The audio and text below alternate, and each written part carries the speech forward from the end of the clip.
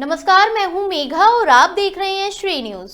उत्तर प्रदेश के प्रयागराज में 13 जनवरी से 26 फरवरी 2025 तक महाकुंभ मेला लगने जा रहा है, जो दुनिया के सबसे बड़े धार्मिक आयोजनों में से एक है।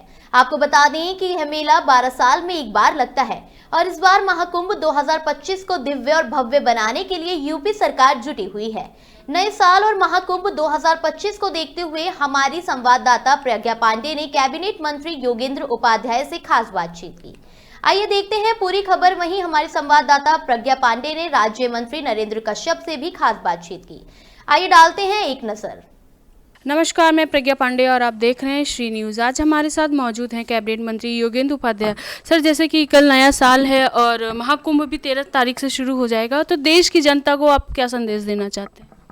देखिए, महाकुंभ एक हमारी आस्थाओं का प्रतीक है, हमारी सांस्कृतिक चेतना का प्रतीक है, हमारी उस गौरवशाली परंपराओं का प्रतीक है जो कि हमको ये बताती है कि हमारे ये सिर्फ पौराणिक कार्यक्रम नहीं है, ये वैज्ञानिक तथ्यों के आधार पर है और धार्मिक आधार पर इस कार्यक्रम होता है।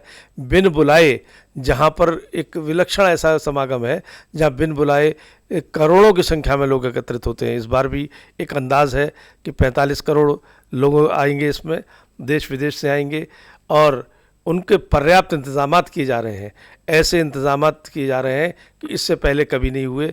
योगी जी सरकार में पिछली बार से 1.5 गुना ज़्यादा क्षेत्रफल में 1.5 गुना ज़्यादा संसाधनों के उपयोग किए जा रहे हैं और एक ऐसा बेमिसाल समागम होगा जिसको विश्व देखेगा, अनूठा बताएगा। सर, अखिलेश यादव लगातार बीजेपी पर निशाना साध रहे हैं, कह रहे हैं कि संभल की खुदाई के बाद अब उनका ये कहना है कि मुख्यमंत्री आवास की खुदाई करी जाए तो शिवलिंग पाई जाएगी। देखिए, कोरी बकवास मैं कहूँगा, हालांकि हल्का शब्द है लेकिन फिर मुझे कहनी पड़ेगी क्योंकि जैसा वो कर रहे हैं वो बकवास ही कहा जाएगा। क्योंकि जहाँ भी खुदाई हो रही है वो कुछ तथ्यों के, कुछ प्रमाणों पर के आधार पर हो रही है। संभल में खुदाई हुई गजेटियर के आधार पर और जो गजेटियर में निकला था वो वहाँ निकल भी रहा है। अगर उनके पास ऐसे कोई प्रमाण मौजूद हैं कि 5 कालिदास मार्ग में भी कहीं शिवलिंग है तो उन्होंने अपने समय क्यों नहीं खोदा, उसको एक उदाहरण प्रस्तुत करना चाहिए था उनको। और अगर है तो बताएं। वो सिर्फ कोरी बकवास करने का राजनीति में कोई अर्थ नहीं है। सर, संभल में चौकी बनाई जा रही है, कहा जा रहा है कि खौफ पैदा किया जा रहा है, इसको कैसे देखते हैं आप? अगर जो लोग कह रहे हैं खौफ पैदा किया जा रहा है तो क्या इस बात को क्या से सहमत होंगे कि उत्तर प्रदेश में थाने और चौकी समाप्त कर दिए जाएं? थाने और चौकी किस लिए होते हैं? खौफ बनाना अपराधियों पर, ना कि जनता पर। जनता की रक्षा के लिए, अपराधियों पर खौफ बनाने के लिए, अपराधियों पर अंकुश करने के लिए, अपराधों को रोकने के लिए थाने और चौकी का निर्माण होता है। सिर्फ डरता है थाने चौकी से कौन? अपराधी। और जो डर रहे हैं वो अपराधी प्रवृत्ति के हैं और जो महसूस कर रहे हैं कि रक्षा हो रही है वो जनता है। सर, इनकाउंटर को लेकर हमेशा मौजूदा सरकार पर ही क्यों उंगली उठाई जाती है? क्योंकि जब कानून व्यवस्था को चुनौती देते हैं अपराधी तो उनको मुंह तोड़ जवाब योगी सरकार में ही मिल रहा है। इससे पहले कानून व्यवस्था को सरेआम थानों के अंदर घुसकर अपराधी कानून को पीटते थे, व्यवस्था को मारते थे और उनको कोई प्रत्युत्तर नहीं मिलता था।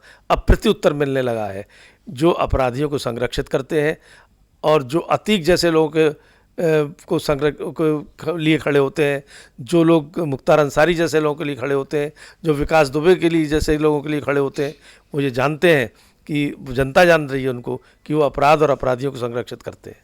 सर, बिहार में बीपीएस छात्रों पर जैसे लाठीचार्ज करी गई, देर रात पानी छिड़काव किया गया, ये किस हद तक, कहाँ तक सही है? देखिए, कानून व्यवस्था यदि कोई भी हाथ में लेगा तो पहले ये होता है कि पानी की छिड़काव होती है, फिर थोड़े ज़मीन पर डंडे फटकारे जाते हैं।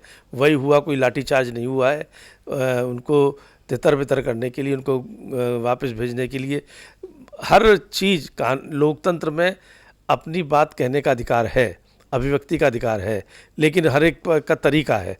तरीके से जो ऊपर जाएंगे तो कानून जहाँ भी होगा वो अपना काम करेगा।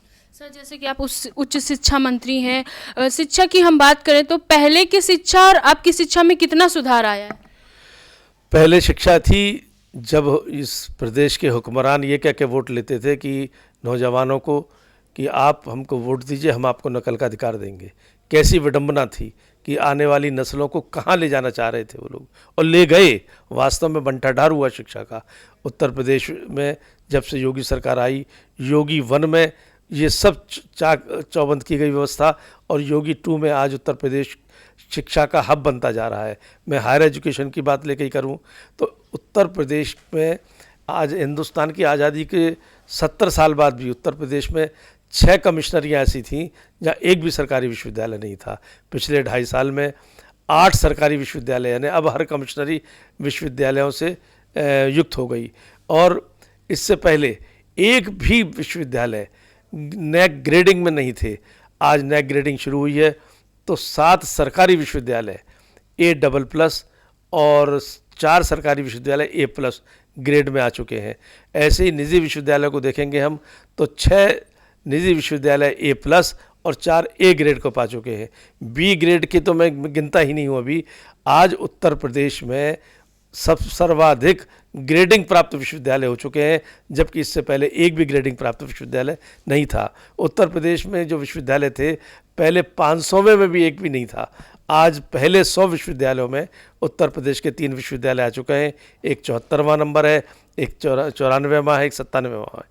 इसी तरीके से UGC ग्रेड में एक भी उत्तर प्रदेश का विश्वविद्यालय नहीं था। आज UGC ग्रेड में 3 सरकारी विश्वविद्यालय ग्रेड 1 में आ चुके हैं। इस तरह उत्तर प्रदेश अब शिक्षा का हब बनता जा रहा है। इसको और आगे बढ़ाने के लिए माननीय योगी जी ने अंतिम छोर पर, अंतिम पायदान पर बैठे हुए व्यक्ति को भी उच्च शिक्षा उपलब्ध हो सके, तो हर जिले में, असेवित जिले में भी एक विश्वविद्यालय खुले। इसके लिए इंसेंटिव नीति तैयार की है, शिक्षा प्रोत्साहन नीति। उसमें जो भी प्रायोजक संस्थाएं उन जिलों में विश्वविद्यालय खोलना चाहेंगी जो असेवित हैं, तो उनको कई तरह की सुविधाएं मिलेंगी और वो विश्वविद्यालय खोल सकते हैं। आज उत्तर प्रदेश में विदेशी विश्वविद्यालय को खोलने के लिए भी रास्ता खोला गया है।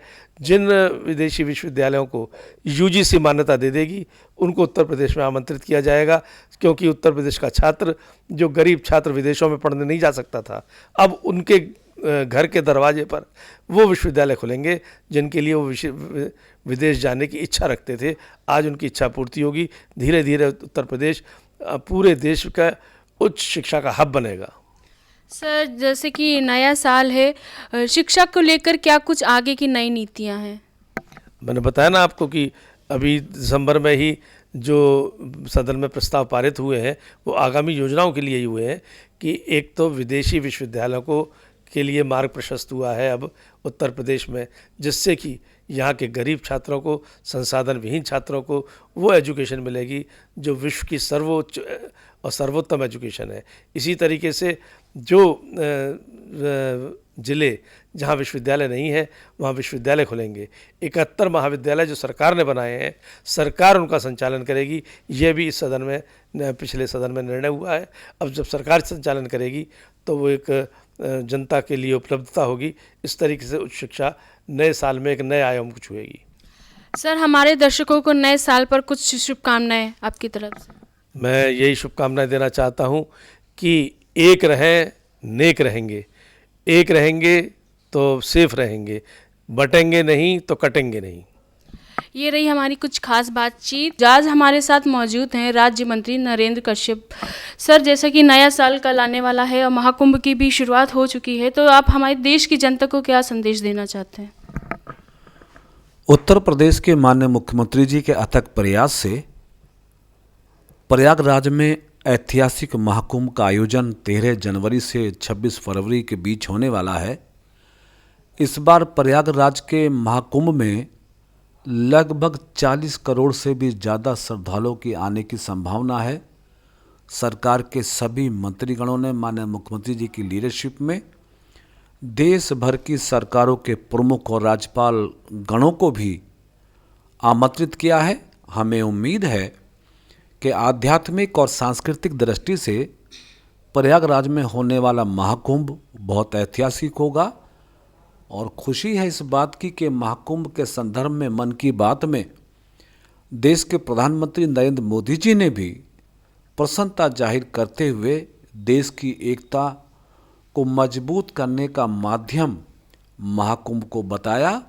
महाकुंभ बहुत ही ऐतिहासिक होगा। मैं प्रदेश और देश के सभी लोगों से आह्वान करता हूं कि प्रयागराज के महाकुंभ में आइए, आध्यात्मिक और सांस्कृतिक धरोहर को मजबूत करने में आप भी सहभागी बनिए। जी सर, नए साल पर देश की जनता को क्या कहना चाहते हैं आप? हमारे देश में और दुनिया में नए वर्ष से लोगों की उम्मीदें, आशाएं, संकल्प बलवती होते हैं। लोग नई उम्मीदों से नए कार्यों का प्रारंभ करते हैं, सेलिब्रेशन करते हैं। तो मैं सभी प्रदेश और देशवासियों को नए वर्ष की शुभकामनाएं देते हुए इस बात की अपील भी करूंगा कि इस नए वर्ष में आपका जीवन सुखमय हो, आपका भविष्य उज्जवल हो, और जो नई आप अपने परिवार, राष्ट्र के हित में योजनाएं बना रहे हैं, उन योजनाओं में आपको सफलता मिले, मेरी शुभकामनाएं। सर, पिछड़ा वर्ग को लेकर नए साल में, आने वाले नए साल में क्या कुछ नीतियां आप लाएंगे देश की जनता के लिए?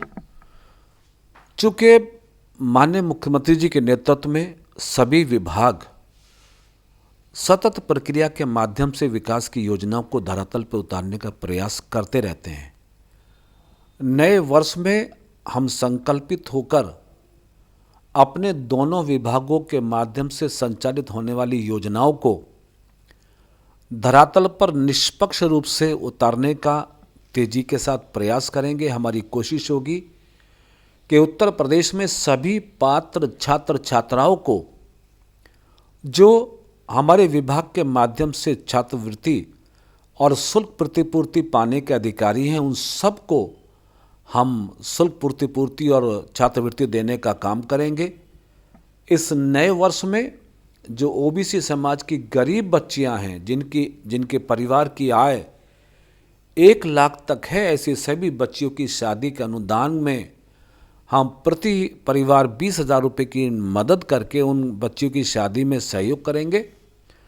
CCC और ऑल लेवल के माध्यम से ओबीसी बच्चों को प्रशिक्षित करके रोजगार से जोड़ने का काम करेंगे।